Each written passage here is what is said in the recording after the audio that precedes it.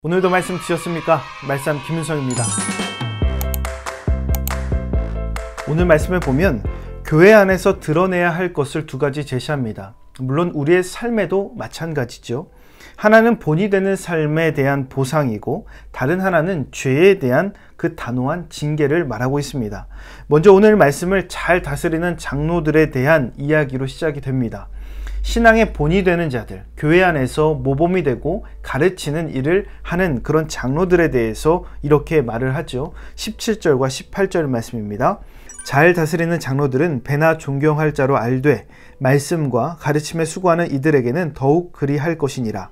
성경에 일러스되 곡식을 밟아 떠는 소의 입에 망을 씌우지 말라 하였고 또 일꾼이 그 삭슬 받는 것은 마땅하다 하였느니라. 존경받을 만한 삶의 결과, 그러한 모습을 보인 사람들에게 충분한 보상이 주어져야 된다라는 것이죠. 칭찬받을 일은 칭찬해 주어야 되는 겁니다. 잘한 일은 잘했다라고 해줘야 되는 거예요. 그러기에 본이 되는 모습은 명백하게 드러내야 합니다. 예전에 이경규가 간다라는 프로그램이 있습니다. 양심 냉장고로 훨씬 더 유명한 프로죠. 차량이 정지선을 잘 지키면 그 정지선을 지켰던 사람들에게 냉장고를 상품으로 주는 그런 프로그램이었습니다. 그런데 이 프로그램으로 하여금 많은 사람들이 정지선을 지켜야 된다라는 인식이 생기고 또 그렇게 지키면서 살게 되었습니다.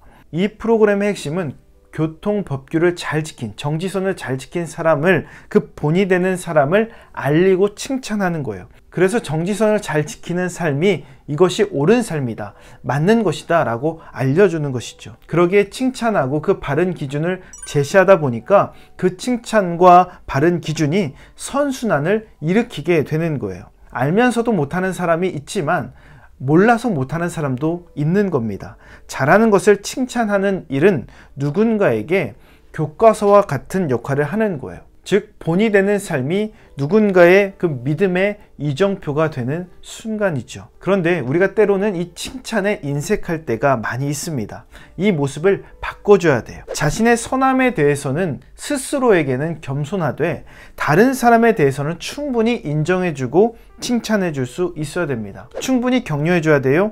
근거 있는 칭찬과 격려는 반드시 필요하다는 것이죠. 그렇게 칭찬과 격려를 하다 보면 선순환이 일어나게 된다라는 것입니다.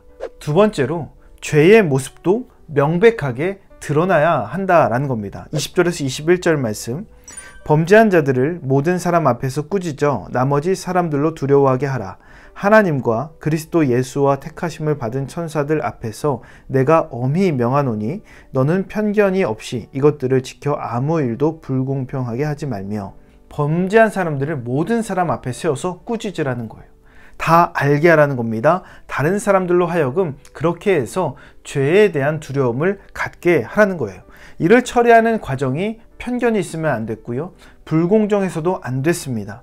죄의 문제에서만큼은 굉장히 객관적으로, 굉장히 단호하게 처리해야 된다라고 말하는 거예요. 왜냐하면 죄의 문제에서 단호하지 못하면 또 다른 죄악을 불러오기 때문에 그렇습니다. 칭찬이 선순환을 하지만 죄악은 악순환을 하게 되는 겁니다. 자신의 삶에도 마찬가지입니다. 자신의 죄의 문제 앞에서도 우리는 단호하게 대적할 수 있어야 됩니다. 22절 말씀, 아무에게나 경솔히 안수하지 말고 다른 사람의 죄에 간섭하지 말며 내 자신을 지켜 정결하게 하라. 다른 사람의 죄에 간섭하지 말라는 것은 그 죄를 따라가지 말라, 그 죄에 동참하지 말라라는 거예요. 다른 사람의 죄와 함께하지 말고 너 자신을 지켜 정결하게 하라. 스스로 죄에 대해서 정결하고 경계하는 삶을 살아가는 겁니다. 자신의 죄악에 대해서 돌볼 줄 아는 삶이죠. 자신의 죄악을 덮는 것 너무 쉽습니다. 왜냐하면 자신의 죄는 자신이 제일 잘 알기 때문에 그렇습니다.